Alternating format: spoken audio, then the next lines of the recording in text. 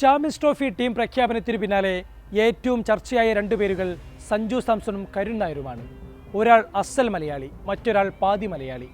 Malayali sentiments മാത്രമല്ല, ഇരുവരുടെയും പുറത്താകലിനെ പറ്റി ദേശീയ മാധ്യമങ്ങളടക്കം ചർച്ച ചെയ്യുന്നു. എന്തുകൊണ്ട് സഞ്ജു ടീമിൽ ഇടം പിടിച്ചില്ല? ഈ ചോദ്യത്തിന് ഉത്തരം ലഭിക്കണമെങ്കിൽ കുറച്ച് പിറകോട്ട് പോകണം. ഗൗതം ഗംഭീർ ഇന്ത്യൻ കോച്ചായി വരുന്നതുവരെ സഞ്ജു പൊതുവെ ഏകദിന ടീമുകളിലാണ് ഉൾപ്പെട്ടിരുന്നത്. ഗംഭീർ യുഗത്തിനു മുമ്പ് ഇന്ത്യ ഏറ്റവും ഒടുവിൽ ഏകദിന പരമ്പര കളിച്ചത് സൗത്ത് ആഫ്രിക്കയിലായിരുന്നു. ആ പരമ്പരയിലെ അവസാന മത്സരത്തിൽ സെഞ്ചുറി നേടിക്കൊണ്ട് സഞ്ജു ഒരു സ്ട്രോങ് സ്റ്റേറ്റ്മെന്റ് നടത്തി.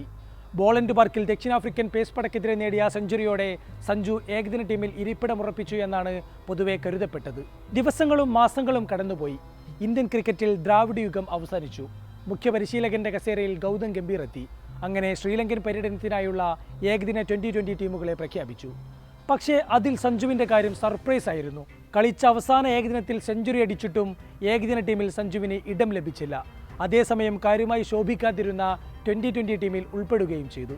തൊട്ടു പിന്നാലെ ബംഗ്ലാദേശിനെതിരെയും ദക്ഷിണാഫ്രിക്കയ്ക്കെതിരെയും നടന്ന 2020 പരമ്പരകളിലെ തുടർ സെഞ്ചുറികളിലൂടെ സഞ്ജു 2020 ടീമിലെ തൻ്റെ സ്ഥാനം അരക്കിട്ടുറപ്പിച്ചു.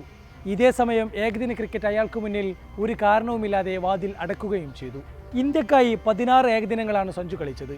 56 എന്ന മികച്ച ആവറേജിൽ 510 റൺസാണ് താരത്തിൻ്റെ സമ്പാദ്യം. 3 അർദ്ധ സെഞ്ചുറികളും ഒരു സെഞ്ചുറിയും ഇതിൽ ഉൾപ്പെടും. വിക്കറ്റ് കീപ്പർ ബാറ്ററാണല്ലോ സഞ്ജു. അങ്ങനെയെങ്കിൽ ഇപ്പോൾ ടീമിൽ ഉൾപ്പെട്ട KL രാഹുൽ, ഋഷഭ് പന്ത് എന്നിവരോട് സഞ്ജുവിൻ്റെ സ്റ്റാറ്റ്സ് മാറ്റുരക്കണം. 77 മത്സരങ്ങളിൽ നിന്നും 49 ആവറേജുള്ള അനുഭവസമ്പന്നനായ KL രാഹുലിനെ വാദത്തിനെ മാറ്റി നിർത്താം. ഋഷഭ് പന്തുമായി താരതമ്യം ചെയ്യുമ്പോൾ എന്തുകൊണ്ടും സഞ്ജു കാതങ്ങൾ മുന്നിലാണ്. 31 ഏകദിനങ്ങളിൽ കളിച്ച പന്ത് 33 ശരാശരിയിൽ 871 റൺസാണ് ഇതുവരെ നേടിയത്. എന്നിട്ടും സഞ്ജു എന്തുകൊണ്ട് അവഗണിക്കപ്പെട്ടു? സുനിൽ ഗവാസ്കർ അതിന് വിചിത്രമായ ഒരു ന്യായീകരണമാണ് നൽകുന്നത്. സഞ്ജു പന്തിനേക്കാൾ മികച്ച ബാറ്റർ തന്നെയാണ്, പക്ഷേ പന്താണ് ഗെയിം ചേഞ്ചർ. കൂടാതെ പന്ത് ഇടങ്കയ്യനായതും സഞ്ജുവിനേക്കാൾ മെച്ചപ്പെട്ട കീപ്പറായതും കാരണമാണ് ഇങ്ങനൊരു സെലക്ഷൻ എന്നാണ് ഗവാസ്കറുടെ വാദം. ഗംഭീറിന് സഞ്ജുവിനെ ഉൾപ്പെടുത്താൻ താല്പര്യമുണ്ടായിരുന്നു. പക്ഷേ രോഹിത് ശർമ്മക്കും അജിത് അഗാർക്കർക്കും പ്രിയപ്പെട്ടവൻ ഋഷഭ് പന്ത് ആയതിനാലാണ് ഇങ്ങനൊരു തീരുമാനമെന്നാണ് ദേശീയ മാധ്യമങ്ങൾ റിപ്പോർട്ട് ചെയ്യുന്നത്. സഞ്ജുവിനെ ഉൾപ്പെടുത്താത്തതിനുള്ള മറ്റൊരു വാദമായി പറയുന്നത് വിജയ് ഹസാരെ ട്രോഫി കളിച്ചില്ല എന്നതാണ്. സഞ്ജുവിനു വേണ്ടി എന്നും രംഗത്ത് വരാറുള്ള ശശി തരൂർ അടക്കം ഈ വാദക്കാരനാണ്. വിജയ് ഹസാരെ ട്രോഫി ടീമിൽ ഉണ്ടാകില്ലെന്ന് സഞ്ജു മുൻകൂട്ടി അറിയിച്ചിട്ടും KCA അധികാരികൾ ഈഗോ കാരണം സഞ്ജുവിനെ പുറത്തിരുത്തി എന്നതാണ് തരൂരിൻ്റെ ആരോപണം. ഇതിന് പിന്നാലെ KCA അധ്യക്ഷൻ ജയേഷ് ജോർജ് സഞ്ജുവിനെതിരെ ആഞ്ഞടിച്ച് രംഗത്തെത്തി. വിജയ് ഹസാരെ ട്രോഫിയിൽ എന്തുകൊണ്ടാണ് സഞ്ജുവിനെ ഉൾപ്പെടുത്താത്തത് എന്നതിന് മറുപടിയുണ്ട്. ടൂർണമെന്റിനുള്ള 30 അംഗ ടീമിനെ പ്രഖ്യാപിക്കുമ്പോൾ സഞ്ജു ടീമിലുണ്ടായിരുന്നു. സഞ്ജു തന്നെ ടീമിനെ നയിക്കുമെന്നതായിരുന്നു ഞങ്ങളുടെ വിശ്വാസം. പക്ഷേ അദ്ദേഹം ക്യാമ്പിൽ പങ്കെടുത്തിട്ടില്ല. കേരള ക്രിക്കറ്റ് അസോസിയേഷൻ സെക്രട്ടറിക്ക് വിജയ് ഹസാരെ ട്രോഫി ക്യാമ്പിൽ പങ്കെടുക്കില്ല എന്ന ഒറ്റവരി സന്ദേശം മാത്രമാണ് അവൻ അയച്ചത്. ക്യാമ്പിൽ പങ്കെടുക്കാത്തതിൻ്റെ കാരണം പോലും സഞ്ജു അറിയിച്ചില്ല. ഏത് താരമായാലും കേരള ക്രിക്കറ്റ് അസോസിയേഷന് ഒരു പോളിസിയുണ്ട്. സഞ്ജുവിന് തോന്നുമ്പോൾ കളിക്കാനുള്ളതല്ല കേരള ക്രിക്കറ്റ് ടീമെന്ന് മനസ്സിലാക്കണം.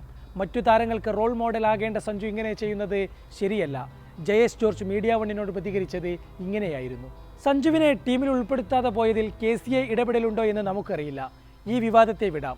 വിജയ് ഹസാരെ ട്രോഫിയിൽ കളിച്ചിരുന്നുവെങ്കിൽ സഞ്ജു ഉൾപ്പെട്ടേനെ എന്ന് പറയുന്നത് കേൾക്കുമ്പോൾ കരുൺ നായർ ചിരിക്കുന്നുണ്ടാകും. വിജയ് ഹസാരെ ട്രോഫിയിൽ വിദർഭക്കായി ഒരു മനുഷ്യജന്മത്തിന് സാധ്യമാകുന്ന തരത്തിൽ കരുൺ ബാറ്റ് ചെയ്തിട്ടുണ്ട്. 7 ഇന്നിംഗ്സുകളിൽ നിന്നായി നേടിയത് 752 റൺസ്, 389 എന്ന കൂറ്റൻ ആവറേജും അയാൾക്കുണ്ട്. കരുൺ നായരെക്കുറിച്ച് ഇതേ ചാനലിൽ തന്നെ ഒരു വീഡിയോ ചെയ്തതിനാൽ കൂടുതൽ വിശദീകരിക്കുന്നില്ല. എന്തുകൊണ്ടാണ് കരുൺ നായർ ടീമിലില്ലാത്തതെന്ന് അജിത് അഗാർക്കർക്ക് മുന്നിൽ ചോദ്യമെത്തിയിരുന്നു. അതിന് അദ്ദേഹത്തിൻ്റെ മറുപടി ഇങ്ങനെയൊക്കെ ഒരു താരത്തിന് ആവറേജ് ഉണ്ടാകുന്നത് അസാധ്യമാണ്. ഇതുപോലുള്ളവ വളരെ അപൂർവമായി സംഭവിക്കുന്നതാണ്. പക്ഷേ 15 സ്പോട്ടുകളെ ഇവിടെയുള്ളൂ. എല്ലാവരെയും അതിലുൾപ്പെടുത്താൻ സാധിക്കില്ല, അഗാർക്കർ പറഞ്ഞു. കരുൺ നായരുടെ ഒമിഷൻ എന്തായാലും വലിയ ചർച്ചയായിട്ടുണ്ട്. ടാറ്റു ചെയ്യാത്തതിനാലാണോ കരുണിനെ ടീമിൽ ഉൾപ്പെടുത്താത്തതെന്ന് ഹർഭജൻ നേരത്തെ ചോദിച്ചിരുന്നു. കരുണിനെ ഒരു ബാക്കപ്പ് ഓപ്ഷനായെങ്കിലും ടീമിൽ ഉൾപ്പെടുത്താമായിരുന്നു. കാരണം ആഭ്യന്തര ക്രിക്കറ്റിലെ പ്രകടനം കൊണ്ട് വലിയ കാര്യമില്ല എന്ന സന്ദേശം കൂടിയാണ് ഇതിലൂടെ BCCI നൽകുന്നത്.